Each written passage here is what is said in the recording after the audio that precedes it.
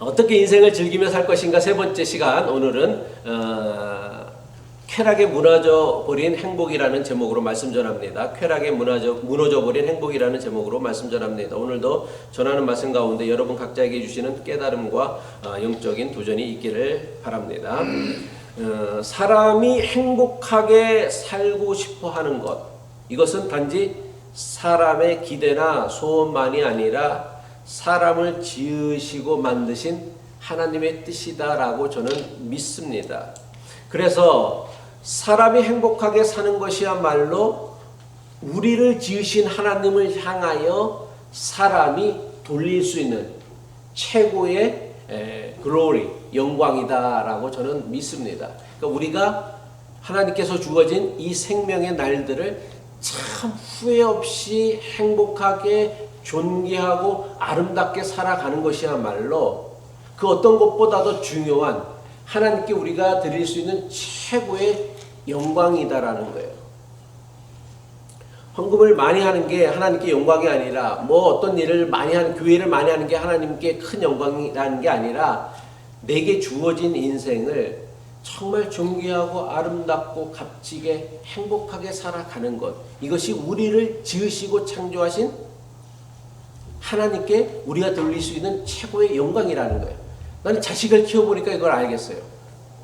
부모가 가장 행복할 때는 언제냐면 자식이 참 행복하게 살 때더라고요. 기쁘게 감사하며 즐겁게 그 날들을 즐기며 살아갈 때 자식을 낳은 부모로서 참 가장 기쁘고 감사하더라고요. 나는 하나님, 우리의 아버지, 우리의 어머니 되시는 하나님도 우리 육신의 부모와 크게 다르지 않을 거라 생각해요. 하나님께서 우리를 당신의 형상대로 만드셨는데, 그래서 우리에게 복을 주시고 은사를 주시고 능력을 주셔서 우리를 도와주시는데, 그 하나님께 주신 생명을 날마다 저주하면서 왜 나는 내 인생을, 왜 하나님은 내 인생을 존재하게 했는가? 자녀들이 흔히 하는데 엄마는 왜 나를 낳아서 나를 이렇게 살게 했느냐라는 그 말이 부모의 마음에 비수가 되는 것처럼 저는 이것도 하나님께 비수가 되어져서 하나님의 마음을 아프게 하는 것 아닌가 생각합니다. 그래서 아무리 생각해봐도 우리가 존귀하고 아름답고 행복하게 사는 것이야말로 우리가 하나님께 돌릴 수 있는 최고의 영광이라 믿습니다. 그래서 사람들은 행복을 추구하며 살아가는 것인지도 모르겠습니다. 인류의 오랜 역사를 통하여 사람은 행복을 추구하기 위하여 다양한 삶의 자세와 태도를 만들고 살아왔습니다. 이것을 크게 세 가지로 나누어서 우리가 생각해 볼 수 있는데,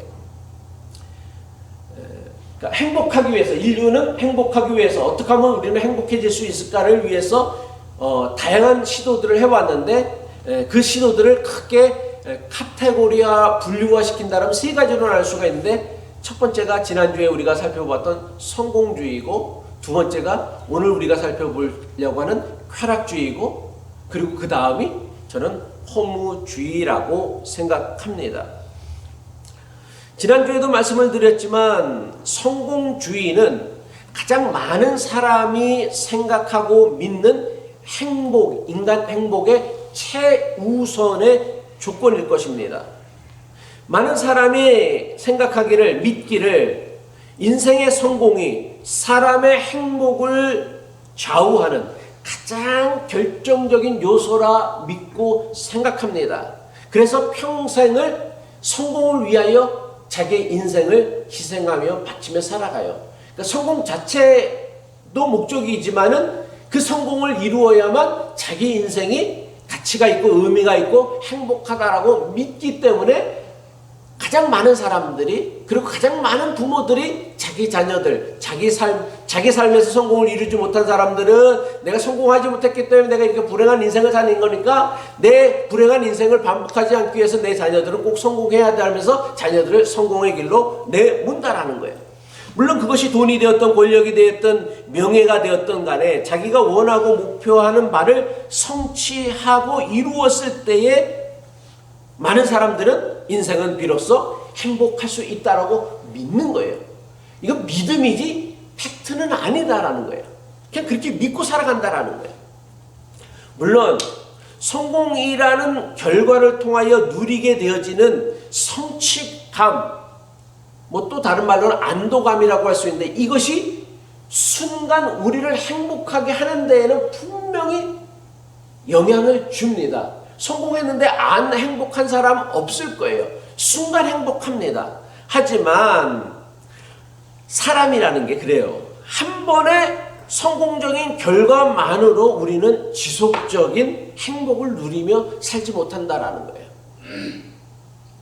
그러니까 내가 원하는 대학에 들어갔다고 합시다. 성공한 거죠. 공부 열심히 해가지고. 그러면 그것이 그 사람을 행복하게 만들어요. 근데 그 성공의 경험이 오래 지속되어지지는 못한다라는 거예요.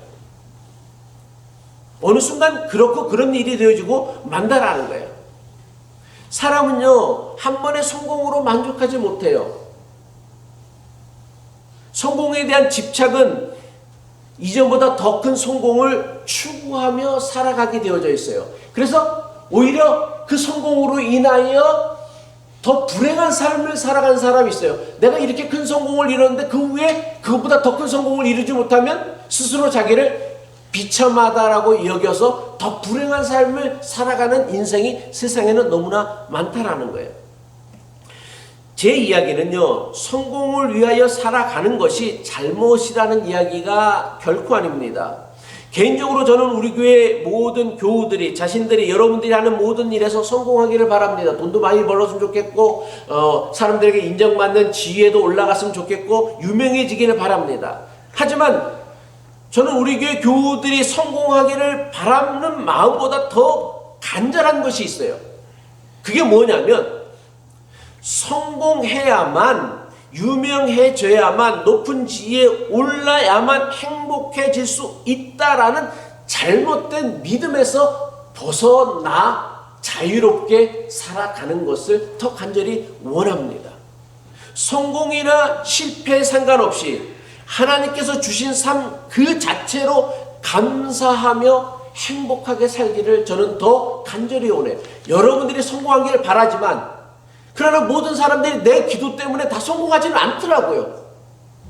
내 자녀들도 뭐 힘들어 하는데, 자녀들도 지들 원하는 대로 되지 않는다라고 인생을 불평하는데, 내가 자녀들을 위해서 얼마나 기도했겠어요? 얼마나 간절한 마음으로 소원했겠어요? 그런데도 안 돼. 그런데 하물며 여러분들 내가 기도한다고 물론 되는 사람도 있죠. 안 되는 사람들이 훨씬 더 많은 것 같아.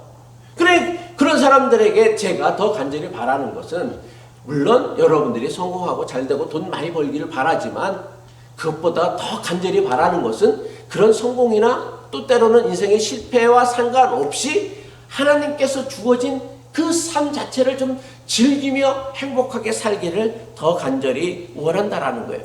삶을 즐길 줄 알고 자기에게 주어진 일을 즐길 줄 아는 사람이야말로 전도서가 남긴 행복한 인생의 가장 중요한 비결이다라는 거예요. 그래서 전도 3장 12절에 13절에 보면 전도자가 이렇게 고백하고 있죠. 이제 나는 깨닫는다. 기쁘게 사는 것, 살면서 좋은 일을 하는 것, 사람에게 이보다 더 좋은 것이 무엇이랴. 사람이 먹을 수 있고 마실 수 있고 하는 일에 만족을 누릴 수 있다라면 이것이야말로 하나님이 주신 은총이다라고 고백하고 있는 거예요.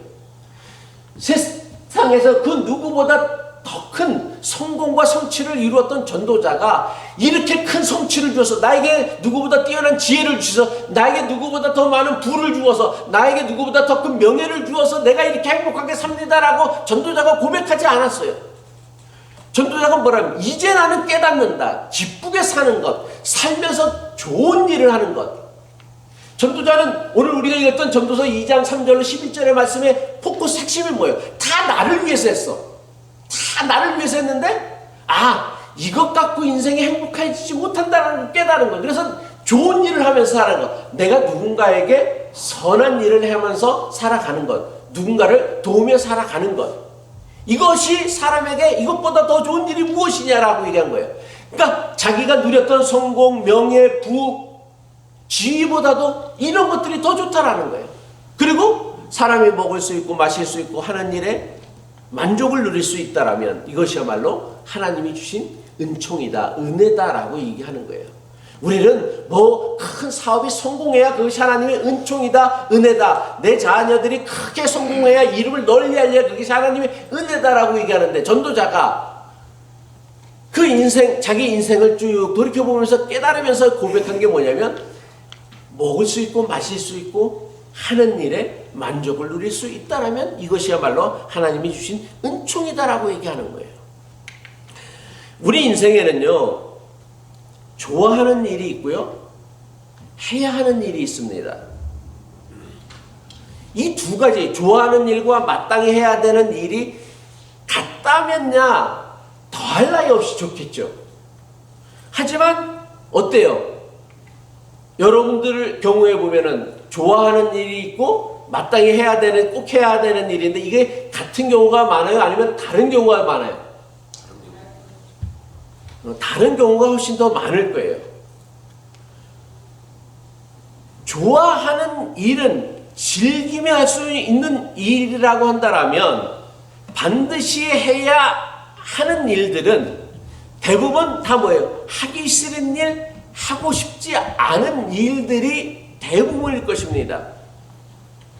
이런 경우 어떻게 해야 돼요? 좋아하는 일만 갖고 사람은 살 수가 없죠.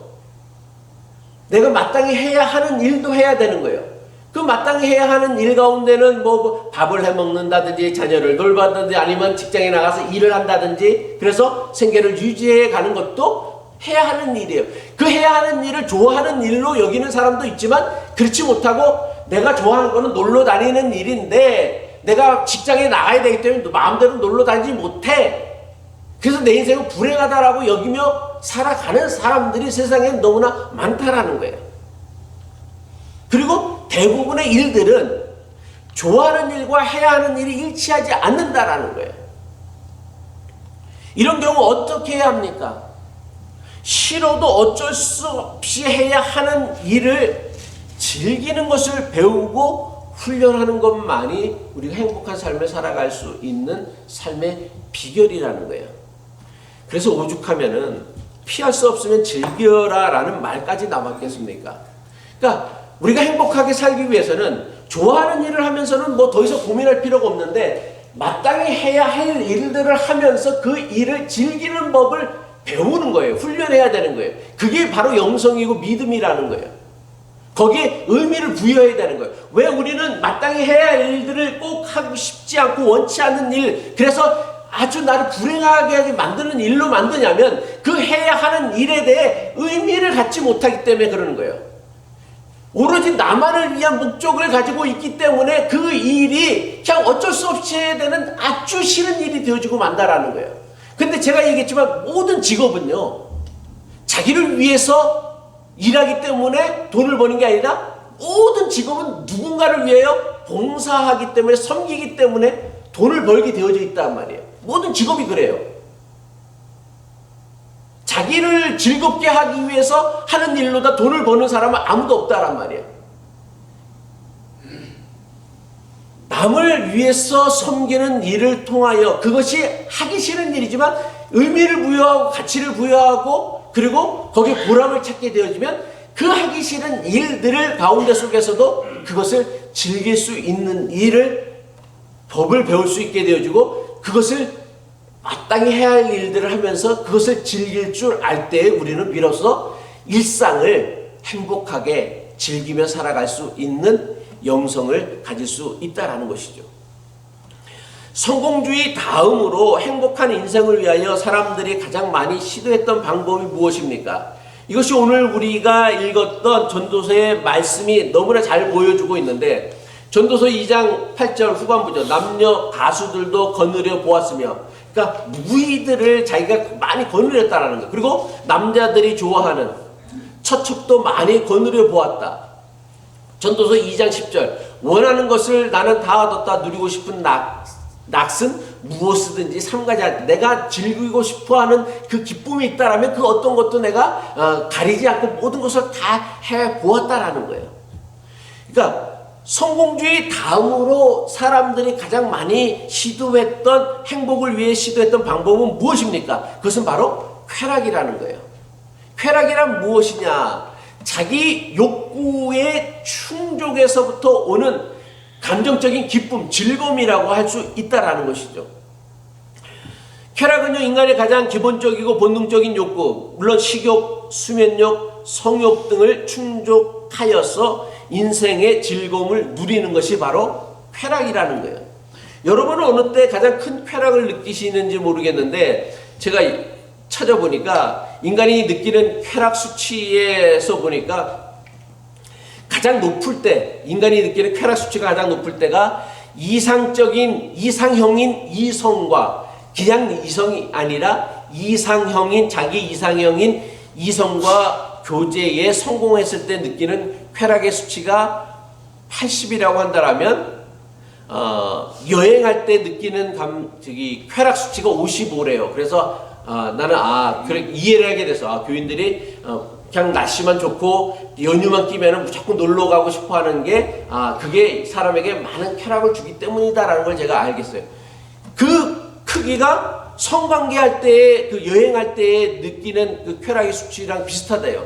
근데 좀 의아스러웠던 것은 첫 키스가 쾌락 지수가 1인데 쾌변, 똥 눌 때 쾌락 지수는 3이라는 거예요.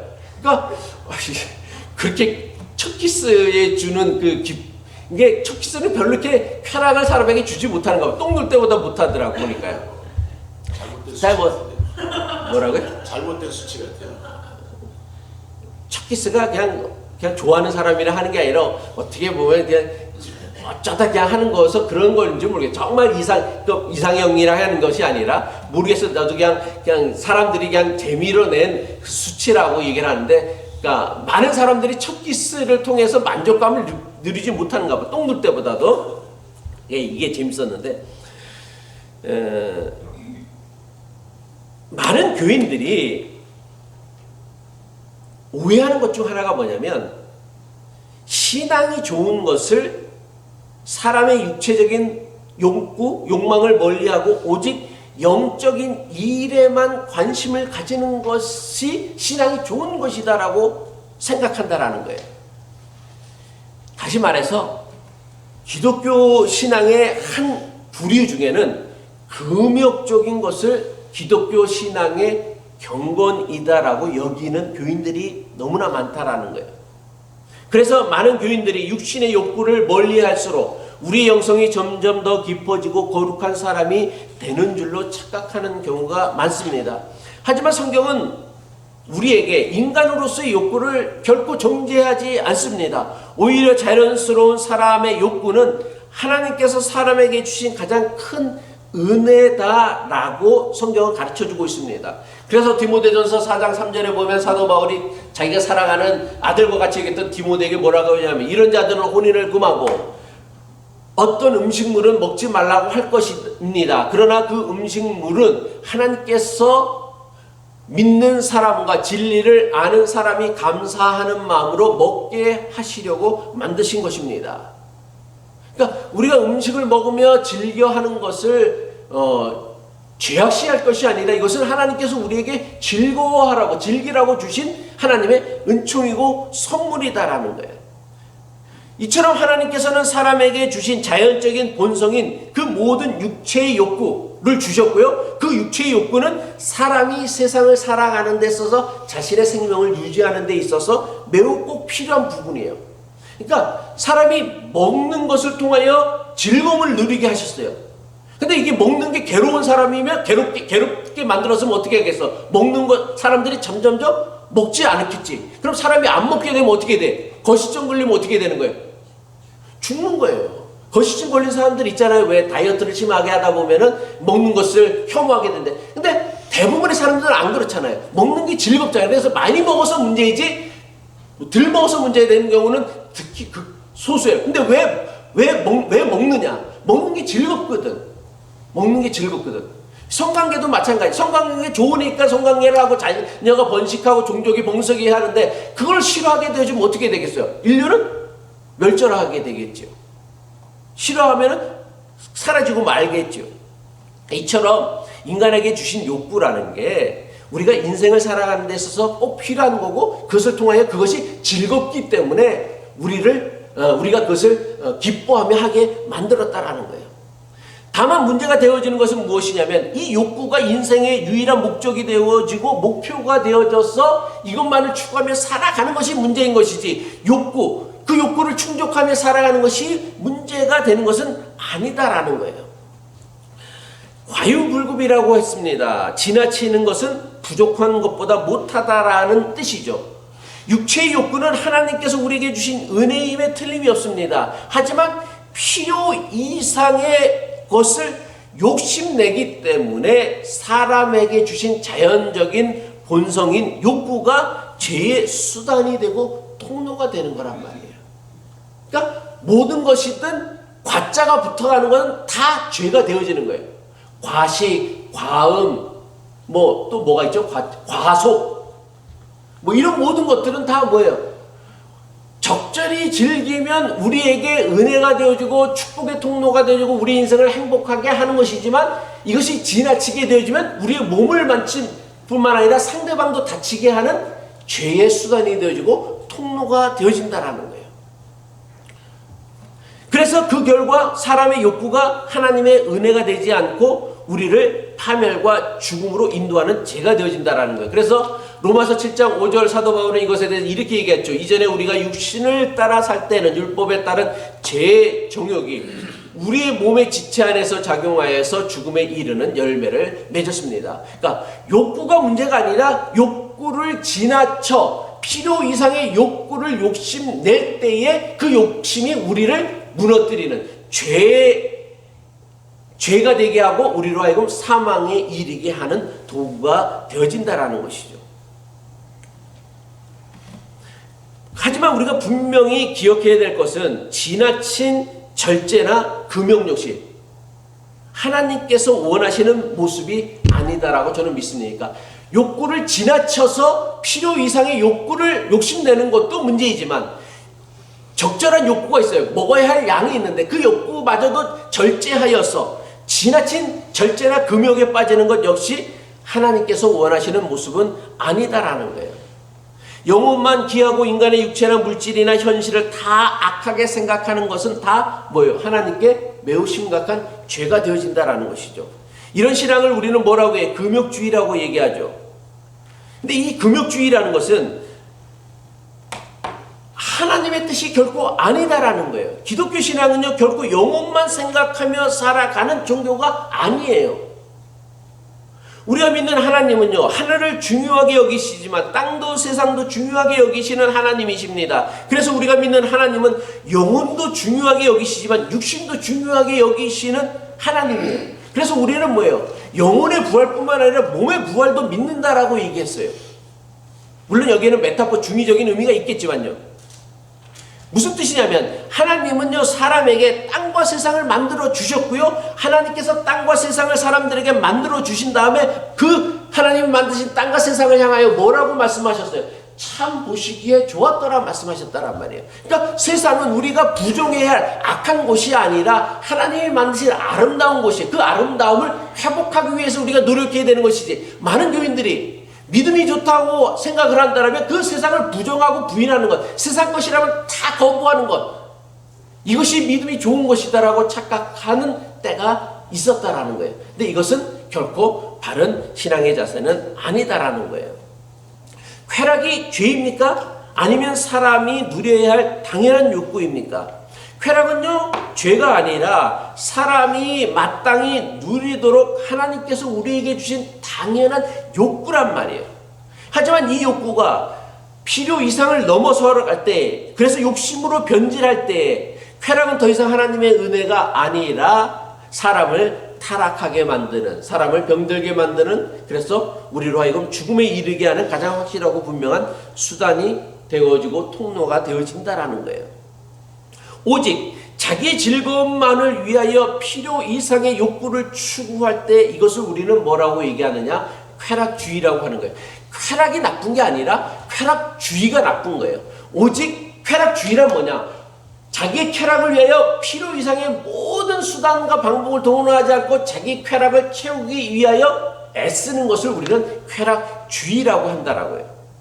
성공만을 위하여 수단 방법을 가리지 않는 성공주의처럼 하나님께서 주신 자연스러운 욕구를 즐기는 것과 쾌락을 목적으로 삼는 쾌락주의는 엄연히 다른 차원의 문제라는 걸 우리가 알아야 돼요. 성공을 위해 열심히 살아가는 것과 성공주의, 성공해야만 인생은 행복할 수 있고 가치가 있다라고 생각하는 것이 전혀 다른 것과 마찬가지로 우리에게 주신 기본적인 본성적 욕구인 그 욕구를 충족하며 살아가는 것과 그 욕구가 지나쳐서 필요 이상, 그래서 자기만을 위하여 남에게까지 피해를 주거나 남을 해치면서까지 자기의 쾌락을 추구해 나가는 것을 우리는 쾌락주의라고 하는 것이고, 그 쾌락주의는 늘 우리를 타락시키게 만들고 우리로 하여금 행복한 삶을 살지 못하게 만든다라는 것이죠.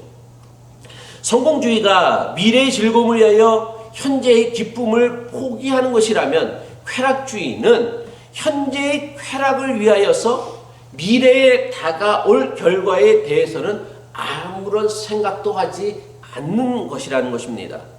쾌락주의자들은 오로지 현재에 초점을 맞춤으로 즉각적인 즐거움, 만족을 얻을 수 있다면 앞으로 어떤 일이 일어날는지, 그리고 어떤 피해가 생길는지, 어떤 상황이 생겨날는지는 아무런 상관도 하지 않는 것, 이것이 바로 쾌락주의다라는 거예요. 그래서 마약이 당장 자기에게 즐거운 기분을 주면 마약을 하는 거예요. 그게 자기에게 어떤 장래에 어떤 영향을 끼칠지 생각하지 않는 것. 당장 맞으면 좋거든. 자기를 즐겁게 하거든. 그러니까 자기 미래가 어떻게 되든 생각하지 않는 거예요. 정욕이 즐거운 기분을 주면 이것이 가져올 피해나 책임을 생각하지 않고 당장의 즐거움을 선택해 버리는 거예요. 결국 이런 태도가 마약, 약물, 도박, 알코올 중독, 성 중독 등 다양한 우리의 중독증을 만들어낸다라는 거예요. 이게 뭐냐? 이 모든 중독증은 바로 쾌락주의가 만들어낸 결과물이다라는 것이죠. 미래의 행복, 결과의 만족을 위하여 현재의 행복, 과정의 즐거움을 포기하고 살아가는 성공주의와 현재의 즐거움과 쾌락을 위하여 미래에 대해서는 아무런 상관도 하지 않는 쾌락주의가 얼핏 생각하면 우리는 정반대의 인생관처럼 보일 수 있습니다. 왜? 성공주의자들은 뭐야? 미래의 행복을 위해 현재의 행복을 포기하는 자들이고, 쾌락주의자는 뭐예요? 현재의 행복을 위하여 미래는 상관하지 않는 자들이에요. 그러니까 인생관이 정반대인 것처럼 보여요. 그런데 그렇지 않다라는 거예요. 전혀 다르게 보이는 이 두 가지 극단적인 형태처럼 보이는 이 인생과는요, 아주 밀접한 연관관계가 있다라는 거예요. 그러니까 성공주의를 통하여서 자기의 행복을 누리지 못한 사람들이 결국은 어디에 빠지게 되어지느냐? 쾌락주의에 빠지는 거예요. 그러니까 돈 많이 벌고 자수성가해서 큰 성공을 이뤘던 사람들, 우리가 그 가까이 보는 뭐 제프 베조스라든지 빌 게이츠라든지 또 뭐예요? 일론 머스크들이 왜 일탈을 빠지는 이유가 뭐예요? 자기가 이뤘던 성공들이 자기 인생을 행복하게 하지 못하는 거거든. 그러니까 불명예스러운 일탈에 빠지는 거예요. 쾌락에 빠지는 거예요. 그러니까 이게 성공주의와 쾌락주의가 전혀 다른 인생관이 아니라, 성공주의를 통하여 자기 인생의 행복을 누리지 못했던 사람들이 자연스럽게 빠져들어가는 과정들이 바로 쾌락주의다라는 것이죠.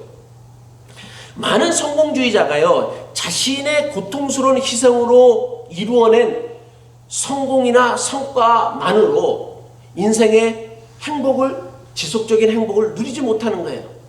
대부분의 성공주의자는 자신의 성공을 통해 얻은 성취감의 순간은 아주 짧고요, 그 성취감 뒤에 밀물처럼 밀려드는 공허함과 허전함, 허무함에 사로잡힌다고 합니다.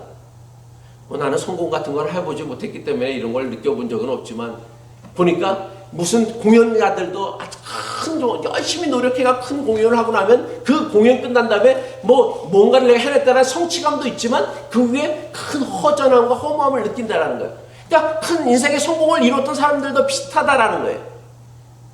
그 대표적인 인물이 누구냐? 바로 솔로몬이라는 것이죠.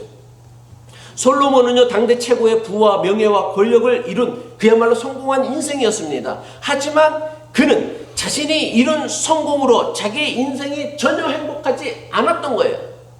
자신이 이룬 모든 성공으로도 자기 인생이 행복하지 않자 전도자는 솔로몬은요, 이전과 전혀 다른 방법으로 인생의 행복을 찾았습니다. 그가 찾은 방법이 무엇이었습니까? 전도서 2장 3절이죠. 지혜를 갈망해 온 나는, 지혜를 갈망해 왔던 전도자는 술로 내 육신을 즐겁게 하고 낙을 누려보려고 마음먹은 적도 있다. 참으로 어리석게도 이렇게 사는 것이 짧은 한평생을 가장 보람있게 사는 것이라고 생각하였다라고 고백한다라는 거예요. 그러니까 자기가 이뤘던 그 모든 성공으로도 그 인생에 참된 만족을 누리지 못했던 전도자가 뭘 생각했냐면 술로 여자로 자기 인생의 기쁨을 한번 찾아보려고 했던 거예요. 바로 쾌락을 통하여 자기 인생을 찾으려고 했다라는 것이죠. 쾌락에 집착하는 인생은 당장은 자신이 누구보다 행복하다라고 믿습니다. 하지만 인간이 누리는 모든 쾌락이라는 것은요, 항상 어디서부터 비롯되어지냐면 결핍에서 비롯되어지는 거예요. 여러분들이 밥을 먹었을 때 즐겁고 행복할 때는 언제 밥을 먹었을 때야? 예? 배고플 때 먹어야 되는 거예요. 배부른데 막 밥을 뿌역뿌역 쳐먹으라고 집어넣으면 그게 뭐예요? 그게 즐겁겠어요? 고통이겠지. 물론 먹방하는 사람들은 돈을 벌기 위해서 해요. 돈을 벌기 위해서 어떻게든 하는 것이지만, 그러니까 모든 쾌락이라는 게 뭐냐면 결핍에서 오는 거예요. 부족할 때, 이제 뭔가 채워져야 될 필요가 있다라고 생각할 때 오는 것이 바로 쾌락이란 말이에요. 근데 그것을 뭐예요? 자꾸만 이미 채워졌음에도 불구하고, 이미 밥을 먹었음에도 불구하고 자꾸만 밥을 쳐먹으라고 자꾸만 입에다 집어넣으면은 그게 어떻게 즐거움이 되겠어요? 괴로움이 되겠지. 아무리 좋은 것이라고도요, 같은 것을요 무한 반복한다고요 계속 좋기만 하는 것이 아닙니다. 놀고 먹는 게 가장 좋아 보이잖아요, 그죠?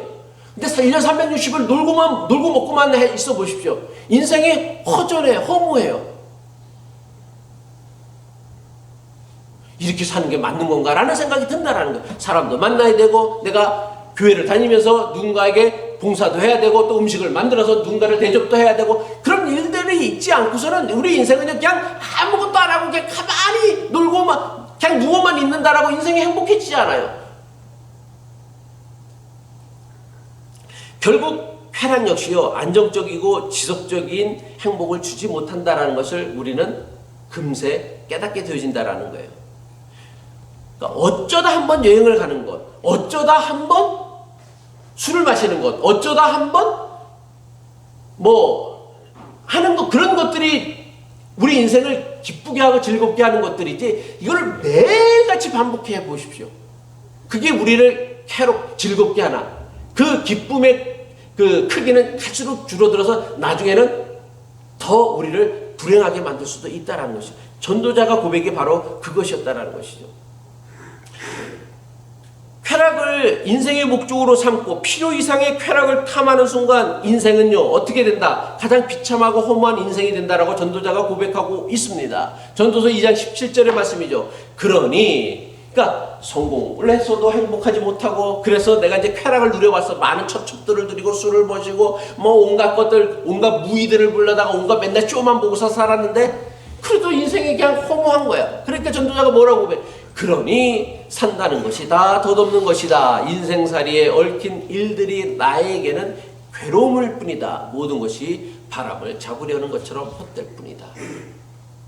아니, 전도자 솔로몬이 뭐가 괴로울 일이 그렇게 많겠어요? 응? 처첩을 1000명이나 뒀는데 그게 괴로운 거예요. 그게 괴로움이었고, 이 모든 것들이 바람을 잡는 것처럼 헛된 것이다 라고 전도자가 고백하는 거예요. 말씀을 마칩니다. 쾌락은요 마땅히 사람이 누려야 할 하나님의 축복임에 틀림이 없습니다. 절대로 지나친 절제, 지나친 금욕, 이거 좋은 게 아니에요. 적당한 절제라는 게 뭐예요? 적당해야 절제인 것이지 지나친 것은 뭐예요? 자린고비인 거예요. 하지만 쾌락만으로 인생은 행복해지지 않습니다. 육신의 쾌락을 인생의 한 부분으로 여겨야지, 이것을 인생의 유일한 목적, 즐거움으로 삼는 순간 영혼은 죽어버리고 마는 거예요. 그래 보세요. 아까 그 쾌락 수치 보면 거기에 영혼을 위한 즐거움을 누리는 게 단 한 가지로 나온 책을 읽었을 때 누리는 것, 뭐 예배를 드렸을 때 뭐 그런 거 하나도 없었잖아요. 그래서 쾌락을 인생의 전부로 여기면 그 순간 인간의 영혼은 죽어버리고 만다라는 거예요. 사람에게 영혼이 죽었다라는 건 사람 보고 어떻게 살라는 거예요? 짐승과 같이 살라는 것이죠. 짐승과 같이. 근데 사람이, 영혼을 가진 사람이 짐승같이 살면, 개, 돼지처럼 살며 행복할 수 있는 사람이 있을까요?